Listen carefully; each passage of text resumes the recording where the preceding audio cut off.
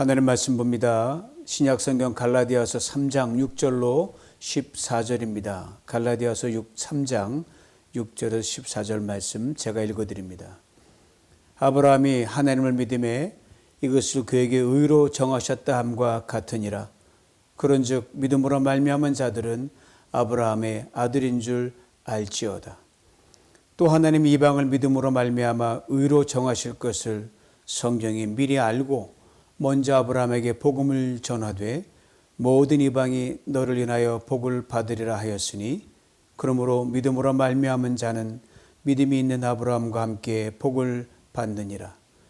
무릇 율법 행위에 속한 자들은 저주 아래 있나니 기록된 바 누구든지 율법책에 기록된 대로 온갖 일을 항상 행하지 아니하는 자는 저주 아래 있는 자라 하였음이라.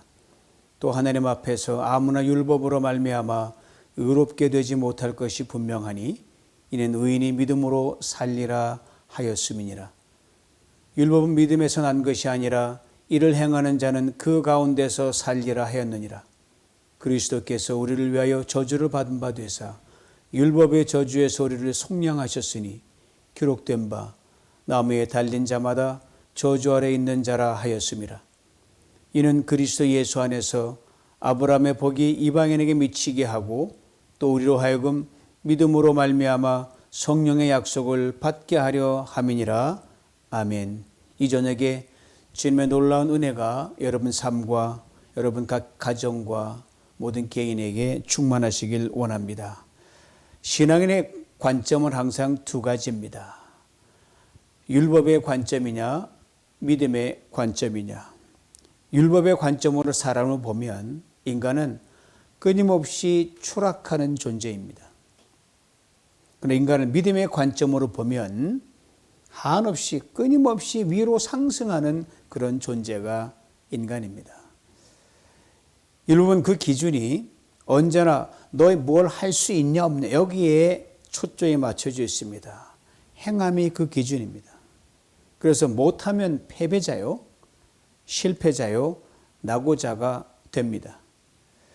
그리고 잘하다가도 실수 한번 하면 전혀 다시 기회가 주어지지 않습니다. 삐끗하고 나락으로 떨어집니다. 율법은 인간을 끊임없이 추락시킵니다. 그러나 믿음은 인간을 다시 일으켜 세우십니다. 1000만 번 실수하더라도 그 다음에 또 일어설 기회를 주시고 올리는 게 믿음입니다. 사랑하는 성도 여러분, 믿음으로 살아가십니까? 율법으로 살아가십니까? 우리가 계속해서 묵상하고 있는 갈라디아서는 바로 이것에 대해 쉼 없이 질문을 던지고 있습니다. 믿음이냐 율법이냐? 바울은 이 물음에 대해 이렇게 대답합니다. 믿음이다. 그리고 기준을 아브라함에게서 찾습니다. 오늘 본 8절을 보면 또 하나님이 이방을 믿음으로 말미암아 의로 정하실 것을 성경이 미리 알고 먼저 아브라함에게 복음을 전하되 모든 이방이 너를 인하여 복을 받으리라 하였으니, 이 말씀에서 눈여겨보아야 할 구절이 있는데 바로 미리 알고라는 부분입니다. 미리라는 말, 하나님의 경륜을 압축해서 담아놓은 아주 신비스러운 단어가 미리입니다. 이사야 55장 8절로 9절에 이런 말씀이 있습니다. 여호와의 말씀에 내 생각은 너희 생각과 다르며 내 길은 너희 길과 달라서 하늘이 땅보다 높음같이 내 길은 너희 길보다 높으며 내 생각은 너희 생각보다 높으니라. 하나님의 생각과 길이 우리의 것과 다른 이유가 하나님의 생각과 길이 우리 것보다 높다고 하는 것이 가장 큰 이유입니다. 여러분, 높은 곳으로 올라가면요, 시야가 탁 트입니다. 멀리 볼 수 있습니다. 희한하 땅에서는 바로 앞도 볼 수 없는 것을 높이 올라가면 보이지 않는 저 앞의 일을 미리 볼 수가 있습니다. 이처럼 하나님 인생의 모든 일을 미리 다 알고 계십니다. 하나님께 이처럼 미리 알고 모든 것을 섭리하시고 다스리시는 것을 우리는 하나님의 경륜이라고 말합니다. 오늘 본 8절이 바로 이 탁월한 하나님의 경륜을 말해줍니다. 오래전 아브라함을 부르실 때 그때부터 훗날 세상의 모든 민족들이 시간차는 이건 이루 말하 수천 년 전에 격찰되니까 수천 년 전에 아브라함을 부르실 때부터 수천 년 후에 훗날 태어날 모든 민족들이 믿음으로 의롭게 될 것을 미리 내다보시고 아브라함에게 이렇게 말씀하신 겁니다. 모든 이방이 너를 통해 복을 받을 것이다. 그렇습니다. 하나님의 경륜은 우리를 복 주시는 데 있습니다. 때론 때리시기도 하고 심판하시기도 하고 강한 고난을 통하게 하시지만 결국은 복입니다. 창세기 12장 1절로 3절에 있는 이 말씀을 바울이 이리로 가져와서 오늘 본문 8절에 써서 자기의 변론을 풀어가고 있습니다. 8절에 또 우리가 눈여겨볼 표현이 있는데 아브라함에게 먼저 복음을 전하되, 창세기는 모세가 쓴 모세오경, 창세기, 출애굽기, 레위기, 민수기, 신명기 이 5권의 책 중에 제일 먼저인 율법책 토라라 중에 하나, 맨 첫 번째 책이에요. 모세가 누구예요? 율법을 제일 먼저 받은 사람이 모세입니다. 이 율법을 받은 모세가 복음이 먼저 아브라함에게 전해졌다고 모세가 자신의 책에 친히 기록해 놓았다고 바울은 탁월한 해석을 내리고 있습니다. 그러니까 율법보다 복음이 먼저라는 것을 바울은 분명하게 설명합니다. 그렇다면 아브라함에게 전해진 복음이 뭡니까? 오늘 우리가 복음하면 예수 그리스도 연결이 되지만 그 당시 아브라함의 복음이 뭘까? 동일한 거지만 아브라함 보지 못했고 우리는 본 거고 차이지만 그때 복음은 뭔가? 오늘 보면 6절 이렇게 분명하게 말해줍니다. 아브라함이 하나님을 믿음에 이것을 그에게 의로 여기셨다. 한낱 한 남자에 불과한 필부에 불과한 아브라함을 하나님께서 의롭게 여겨주셨다는 말입니다. 어떻게 해요? 하나님이 말씀하신 것을 하나님이 아브라함에게 이런저런 말씀하셨어요.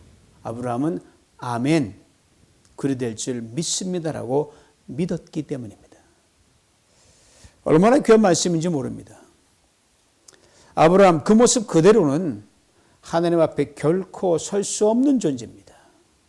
결코 의롭다함을 받을 수 없는 사람이었어요.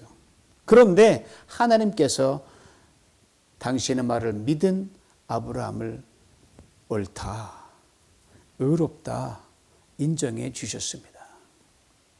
쉽게 말하면 이런 말이에요. 아브라함아, 너 이제부터 나의 복을 받아 누릴 자격이 있다. You are qualified for my blessings. 그리고 너와 나는 축복을 베풀고 받는 관계로 이제 그렇게 들어간다. 기가 막힌 언약 관계죠.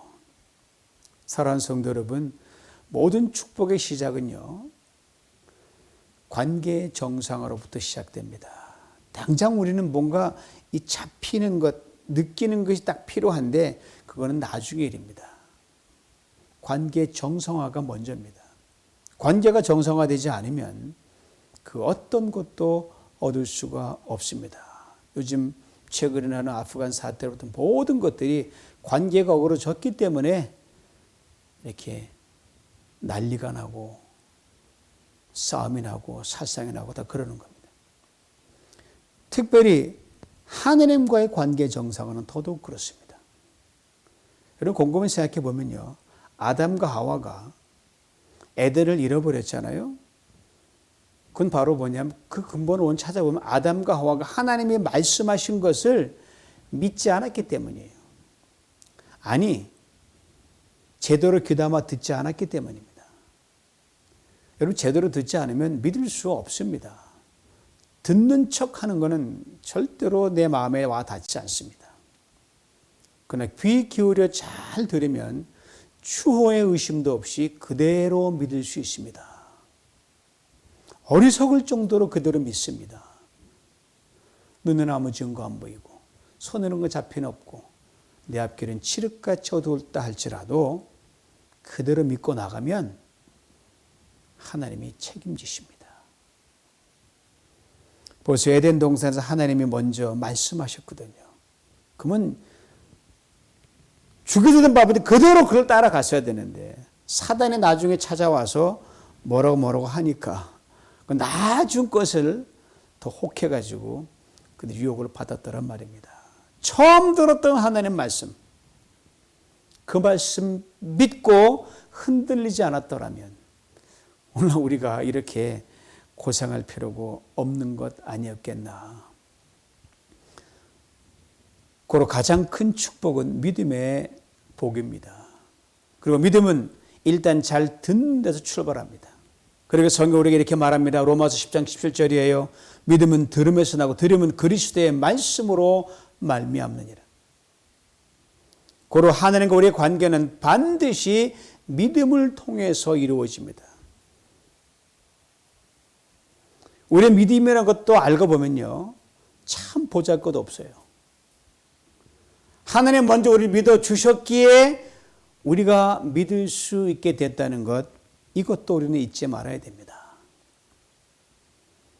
언제나 하나님이 있고야 사람이 나중에 있습니다. 그래서 켈빈은 그 기도 강의에서 하나님을 먼저 알지 못하면 사람인 나는 절대로 알 수 없다고 말합니다.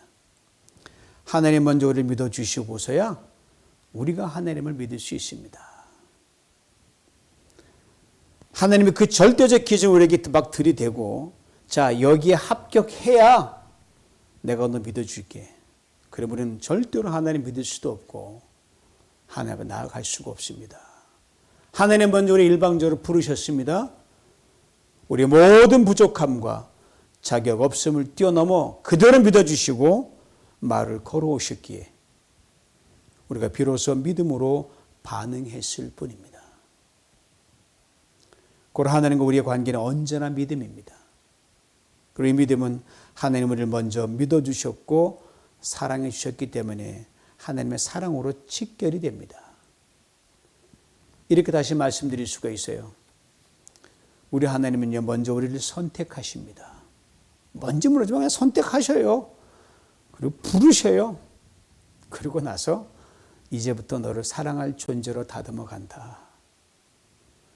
이제부터 너를 잘 믿음 있는 그런 존재로 만들어 가시는 겁니다. 여러분, 제가 그렇게 하나님께 한번 택함을 받았어요.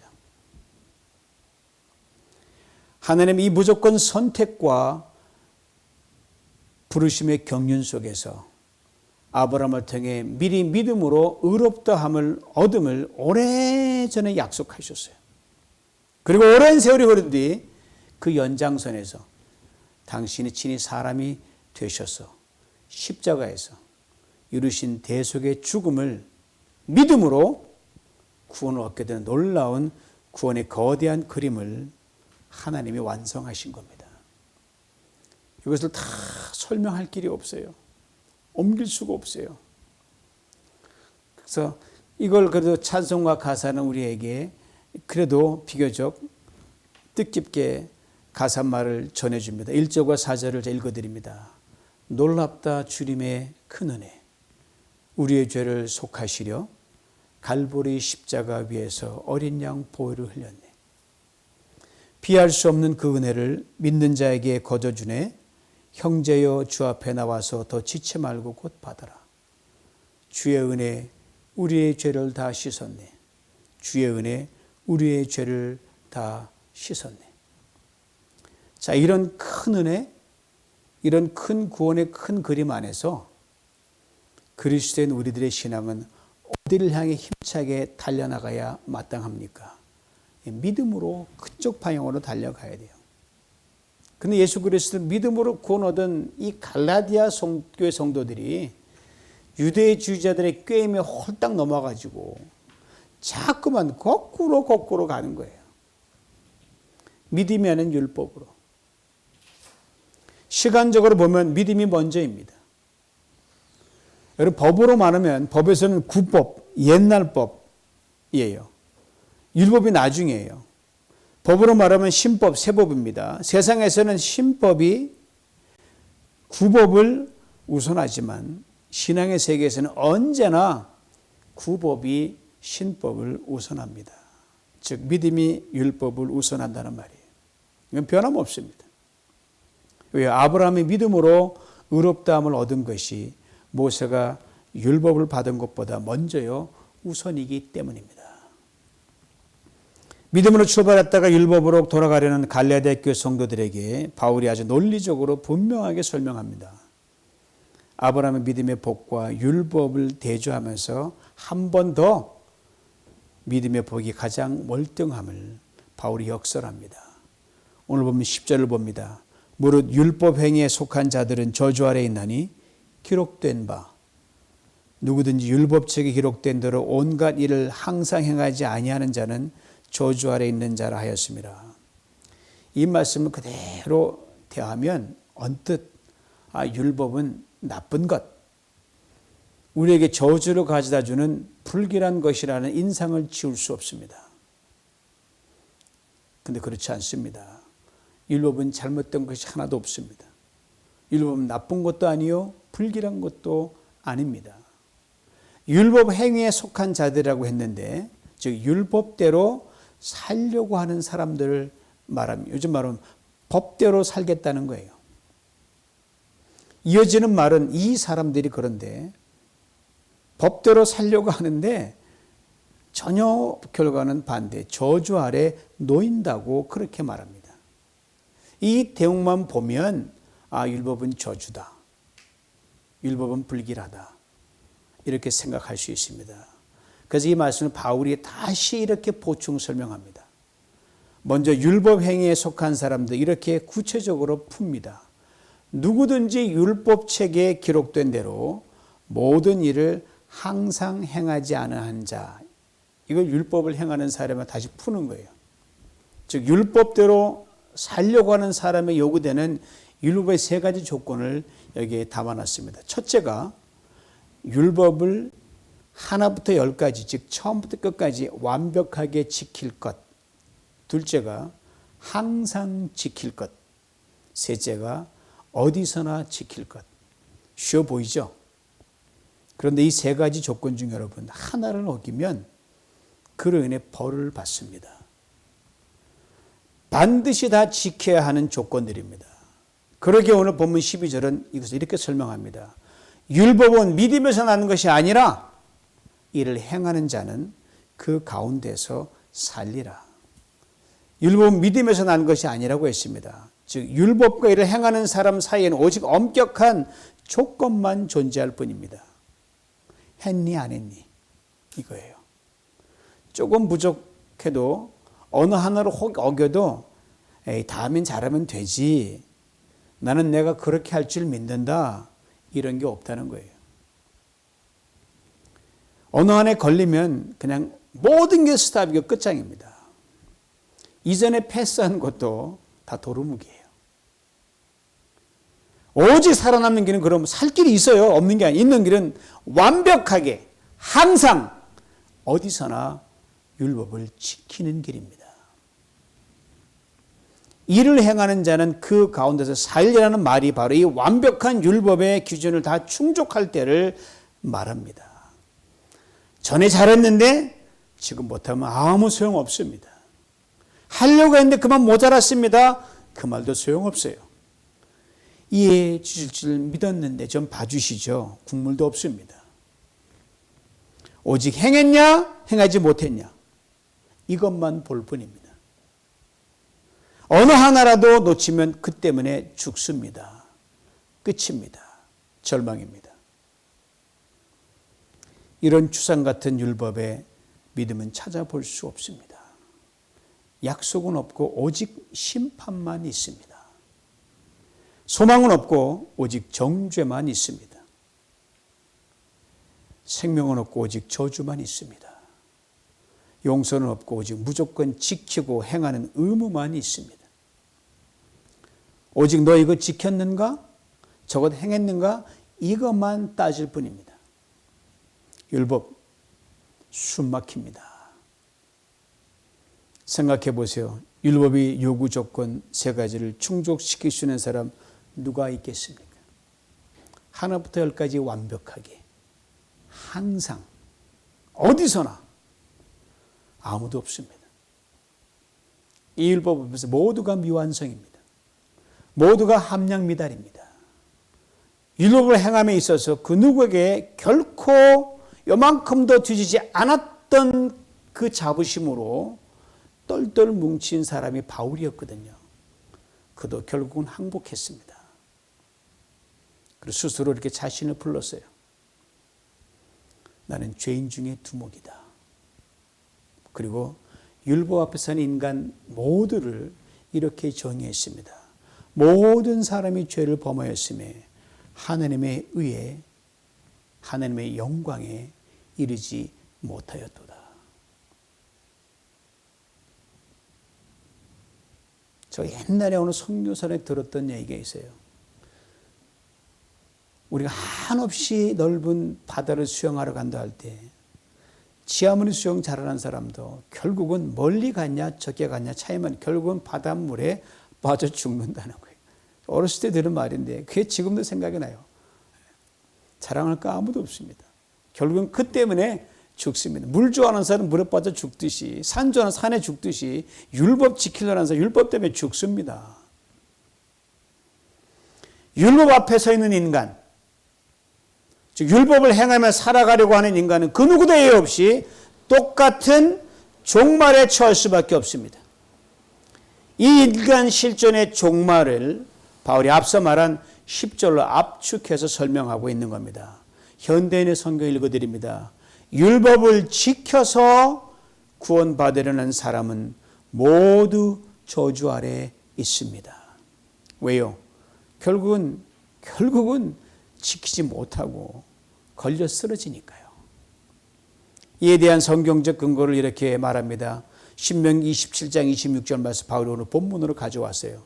율법처에 기록된 모든 것을 항상 지키지 않는 사람은 누구든지 저주를 받을 것이다. 그리고 이어지는 11절에 이렇게 분명히 선언합니다. 그러므로 하나님 앞에서는 아무도 율법으로는 의롭게 되지 못합니다. 그렇습니다. 율법은 죽음입니다. 저주입니다. 절망입니다. 그러면 살 길이 없는 겁니까? 바울은 있다고 분명하게 말합니다. 구약 하박국 2장 4절 말씀 오늘 본문으로 가져와서 그 살 길을 이렇게 선포합니다. 의인은 그 믿음으로 말미암아 살리라. 결국 내가 어떤 의인이냐가 중요합니다. 나의 의로 말미암은 의인, 그는 이미 한계에 봉착해서 끝입니다. 율법을 얼마나 잘 지켰냐로 의인이라고 하는 그 의인, 율법의 엄격한 세 가지 조건 앞에 고개도 들지 못합니다. 결국은 믿음으로 말미암은 의인만 남습니다. 바로 이 의인을 말하고 있습니다. 그리고 그 의인의 믿음은 하나님이, 내가 아닌 율법인 하나님이 자신을 의롭다 인정해 주는 것을 믿는 믿음. 하나님 당신이 나를 의롭다 인정하니까 그걸 믿습니다. 이것이 의인의 믿음이에요. 자격 없는 자신을, 함량 미달인 자신을 그대로 인정해 주고 의롭다 여겨주는 그 은혜를 믿는 믿음입니다. 그러므로 믿음은 하나님 앞에서 내 기준으로 서는 것이 아닙니다. 믿음은 하나님 앞에서 율법의 기준으로 서는 것도 아닙니다. 믿음은 오직 나를 사랑하사 나를 위해 죽으신 하나님 아들 예수 그리스도를 믿는 그 믿음으로 서는 겁니다. 예수 그리스도가 내 대신, 여러분을 대신하여, 아니 온 세상을 대신하여 십자가의 저주를 받으신 것을 믿는 믿음으로 서는 겁니다. 세상 사람 보기엔 참 싱겁고 쉽고 어떻게 보면은 아무것도 안 하고 그러니까 좀 턱도 없는 소리처럼 보이지만 그게 하나님의 법칙입니다. 그렇지만 우리가 사는 길은 딱 두 길밖에 없습니다. 하나는 율법으로 사는 겁니다. 완벽하게 율법 지키면 그것도 살 길입니다. 그것은 이미 불가능합니다. 다른 하나는 이 불가능한 율법의 요구 조건을 하나님이신 예수 그리스도가 대신 십자가에서 율법의 저주를 받으심으로 우리가 율법의 저주에서 벗어나게 된 것을, 그렇게 바꿔준 것을 당신이 그리한 걸 믿습니다라는 그 믿음으로 우리가 살면 됩니다. 이것을 바로 오늘 본문 13절에서 이렇게 명쾌하게 설명합니다. 그리스도께서 우리를 위하여 저주를 받은 바 되사 율법의 저주에서 우리를 속량하셨으니 기록된 바 나무에 달린 자마다 저주 아래 있는 자라 하였습니다. 누군가가 우리 대신 율법이 쏘아들인 저주의 화살을 바지가 되어줘야만 그게 해결이 되는데 바로 주님께서 이 저주의 화살 바지가 되어주셨습니다. 십자가 위에서 그리하셨습니다. 그럼 십자가는 예수 그리스도께 내려진 저주입니다. 단순한 고통이나 한 사람의 아픈 죽음이 아니었습니다. 율법으로 내려진 저주를 의미합니다. 그런데 예수 그리스도는 죄인이 아닌 의인으로 저주를 받았다는 참 아이러니한 죽음이었습니다. 그런데요, 예수님의 의인으로 받은 십자가의 저주가 우리를 살리는 놀라운 역전의 발판이 되었다는 사실입니다. 의인인 주님이 죄인으로 저주를 받음으로 여러분, 죄인인 우리가 의인처럼 저주를 받지 않게 되었기 때문입니다.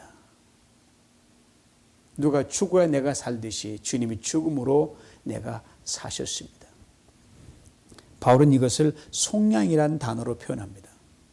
이 단어는 고대 옛날 장터에서 사람들이 값을 치르고 돈을 주고 물건을 이렇게 주고받는 것을 바로 이 속량이라는 단어를 씁니다. 내가 얼마를 주고 그 물건 날 줘 그러면 소유권이 서로 이전하는 거거든요. 근데 예수님께 바울이 쓴 속량이라는 이것보다 훨씬 깊고 넓은 의미를 가집니다. 예수님이 저주를 받으신 것은 돈을 지불하고 단순히 물건을 산다는 의미를 훨씬 뛰어넘습니다. 원래 우리가 주님의 소유였잖아요. 하나님의 걸작품이었잖아요. 그것을 다시 되찾아온 것만, 원래 남의 것이 아니었어요. 주님 것이었어요. 그걸 되찾아왔다는 거예요. 죄에 빼앗긴 우리를, 저주에 빼앗긴 우리를, 사망에 빼앗긴 우리를 십자가에서 피를 흘림으로 다시 되찾으셨습니다. 왜요? 우리는 하나님의 소유이기 때문입니다. 하나님 우리를 그토록 잊지 못하고 버리지 못하는 것은요, 하나님이 우리를 자기 형상대로 지었기 때문입니다. 이에 대해 이사야 선지자를 통해 하나님 오래전에 이렇게 말씀하셨어요. 야곱아 너를 창조하신 여호와께서 이제 말씀하시느니라. 이스라엘아 너를 조성하신 자가 이제 말씀하시느니라. 너는 두려워 말라. 내가 너를 구속하였고 내가 너를 지명하여 불렀나니 너는 내 것이라. 대저 나는 여호와 내 하나님이요 이스라엘의 거룩한 자요 내 구원자임이라. 내가 애굽을 너의 속량물로, 심플한 비유지만 애굽 나라를 다 팔아 제껴도 너를, 그릇으로 너를 내가 찾아오겠다는 거예요. 구스와 스바를, 그 당시에 강대국 세국을 다 줘서라도 너를 내가 되찾겠다는 말입니다. 내가 너를 보배롭고 존귀하게 여기고 너를 사랑하였은즉 내가 사람들을 주어 너를 바꾸며 백성들로 내 생명을 대신하리니 두려워 말라. 무릇 내 이름으로 일컫는 자 곧 내가 내 영광을 위해 창조한 자로 오게 하라. 그들을 내가 지었고 만들었느니라. 여러분 저는 가끔씩 공업하 올라갈 때마다 가끔 보름 간격으로 지체 장애 우들을 데리고 와서 산책시키는 버스 2대를 발견할 때가 있어요. 근데 저렇게 등산을 오를 때 좀 몸이 불편한 사람은 많이 못 올라오는데 형제들이 꼭 이렇게 오르락내리락 하는 걸 제가 마주칠 때가 있는데 누가 형인지 동생인지 구별이 안 돼요. 근데 분명히 한 형제는 건강하고 청년이고 정상이고 한 형제는 지적 장애에다가 신체적 장애를 같이 있는데 제가 눈물겨운 것은요. 그 정상적 건강한 그 아이가 형제가 다른 형제를 그걸 돌보는데 너무너무 눈물겨운 거예요. 그렇게 귀하게 여기고 그렇게 소중히 여기는 거예요. 그거 볼 때마다 하나님이 우리를 귀하게 여기는 게 저거를 무한대로 이렇게 펼치면 그렇게 되지 않을까. 내가 아무리 못나도 때론 장애가 있더라도 아무리 내가 쓰러지고 세상을 우습게 하라도 하나님 나를 이 귀하게 여기신다. 걔네들은 보면 막 눈물이 날 때가 있어요. 참 귀하다. 이 정상에 있는 목사인 내는 얼마나 잘 살아야 될까. 이걸 내가 깨우칠 때가 많이 있어요. 고로 여러분, 믿음이냐 율법이냐? 언제나 믿음입니다. 우리를 그대로 믿으시는 하나님 믿는 믿음. 여기서 한 가지 궁금증이 생겨요. 그렇다면 도대체 하나님께서는 왜 율법을 주셨을까? 지키지도 못할 율법을 왜 주셨을까? 여러분 어떻게 생각하십니까? 전들 하나님의 그 기쁜 뜻을 어찌 알 수 있겠습니까? 저 몰라요.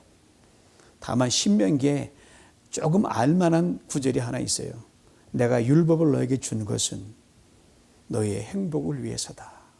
그런데 우리 행복을 위해 주신 그 율법이 우리를 저주 속으로 오늘까지 몰아넣었어요. 하나님이 실수하신 것입니까?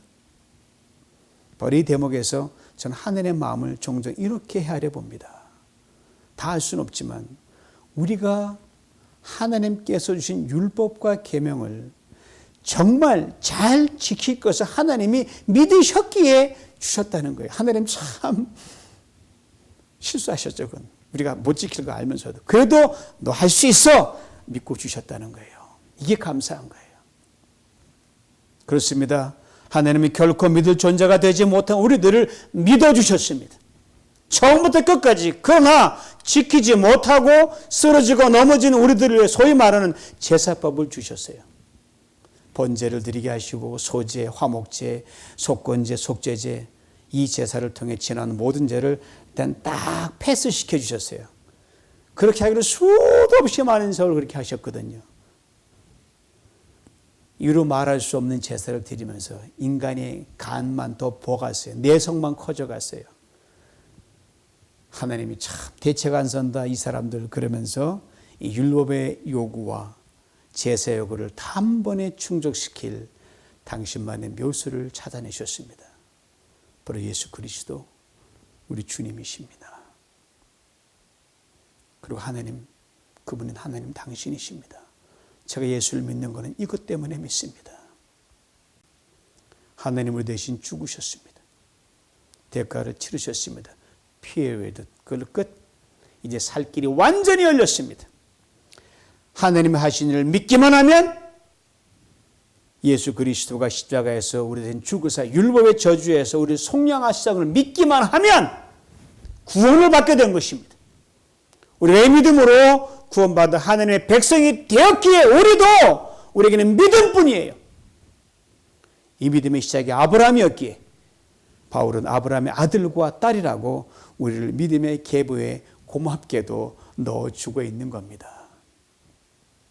믿음이냐 율법이냐 이 질문 자체가 우문입니다. 오직 믿음입니다. 이런 점에서 탕자 아시죠? 우리가 그토록 타락하고 배관시했던 탕자, 오히려 탕자가 믿음의 사람이라는 걸 아십니까? 그가 은혜의 사람입니다. 그는 아버지를 알았거든요. 가면 받아줄 걸 믿었거든요. 근데 나름대로 제대로 살았던 그냥 그 사람 아버지를 몰랐습니다. 율법의 사람입니다. 그러기에 지금 여러분과 저의 존재가 영 형편없이 보여도 여러분 믿음입니다. 나를 용서하시고 나를 믿어주시고 나를 여전히 존귀한 존재로 여기시는 주님을 믿기에 오늘 또 이렇게 담대히 선언합니다. 의인은 믿음으로 말미암아 살리라. 이 믿음으로 살아가는 우리에게 오늘 본문 이렇게 약속합니다. 오늘 마지막 14절이에요. 이는 그리스도 예수 안에서 아브라함의 복이 이방인에게 미치게 하고 또 우리로 하여금 믿음으로 말미암아 성령의 약속을 받게 하려 함이니라. 성령의 약속을 받게 하신다 무슨 말입니까? 가장 중요한 첫째 약속, 여러분과 제가 하나님의 자녀가 됐다는 확신을 늘 심어주시는 거예요. 여러분 지금 여러분의 존재, 상황, 환경, 처지가 어찌하든지 여러분은 하나님의 아들과 딸이라는 사실을 결코 잊지 마시기 바랍니다. 세상에 나 하나밖에 없는 것처럼 그렇게 여러분과 저 한 사람을 사랑한다는 말씀이에요. 둘째 날을 날마다 새롭게 하십니다. 셋째 날을 날마다 거룩하게 하십니다. 넷째 날을 날마다 영원롭게 하십니다. 이 믿음 안에서 우리를 변함없이 철석같이 믿어주는 주님께 포도원의 마지막으로 들어온 종의 심정으로 그저 고맙고 감사한 마음으로 은혜에 대한 보답이 있는 삶을 힘껏 살아갈 수 있기를 원합니다. 어제 모든 실수 괜찮습니다. 연약함 괜찮아요. 죄험을 다 들여던지고 이렇게 고백하십시다. 주님 고맙습니다. 다시 시작하겠습니다. 이 고백으로 나갈 때 주님께서 인생 최악의 상황에서도 믿음의 꽃을 찬란하게 피우게 하실 줄 믿습니다. 오직 긍휼로, 오직 은혜로, 오직 사랑으로, 오직 축복으로 되돌려 주실 것입니다. 오늘 저녁이 그 시작이 되시길 주님의 이름으로 축원합니다. 기도합니다. 나라가 망하고 공의가 땅에 떨어지고 믿는 사람 찾을 수 있을까 하는 하박국 선지자 시대에 오직은 믿음으로 살리라고 주신 말씀을 기억합니다. 한 현실을 들떠고는 도저히 살 수 없습니다. 믿음으로 살 수밖에 없음을 기억하게 하여 주시옵소서. 본인대로 생각하지 않게 하시고 믿음으로 생각하게 하여 주옵소서. 사람의 세계에서가 아니라 하나님의 뜻 안에서 밝히 보게 하여 주시옵소서. 현실은 크고 작은 환난이 많습니다. 도무지 그는 요지경 말도 안 되는 벌어집니다. 그러나 이것 때문에 이제는 발동동 굴리는 것이 아니라 이것조차도 하나님의 손을 이루시며 저 약속으로 우리 이끄신 나를 알고 오직 약속을 믿는 그 믿음으로 그 권을 믿는 그 믿음으로 오늘을 살아가게 하여 주시옵소서. 예수님의 이름으로 기도하옵나이다. 아멘.